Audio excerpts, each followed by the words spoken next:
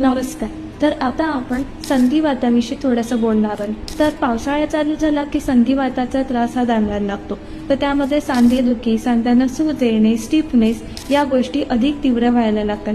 परंतु हे सगळं कशामुळे होतं? तर वाढलेल्या वातदोषांमुळे. आणि जर आपण योग्य तो आहार विहार आणि साध्या सोप्या उपायांनी आपण हा त्रास कमी करू शकतो.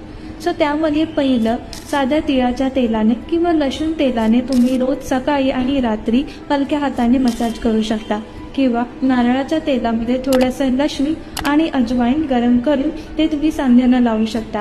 तिसरं म्हणजे मेथीचे दाणे आणि हळद तुपामध्ये थोडंसं परतवून त्याचं सेवन तुम्ही करू शकता. आणि हळद आणि शुंठी हे तुम्ही गरम दुधाबरोबर किंवा गरम पाण्याबरोबर हे तुम्ही त्याचं सेवन करू शकता. आणि हो, फ्रीजमधलं थंड पाणी, आईस्क्रीम, दही, पनीर, आंबट आंबवलेले पदार्थ आणि मोठ्या आकाराचे कडधान्य हे तुम्हाला टाळायचे आहे, कारण की हे सर्व पदार्थ वातदोष वाढवतात.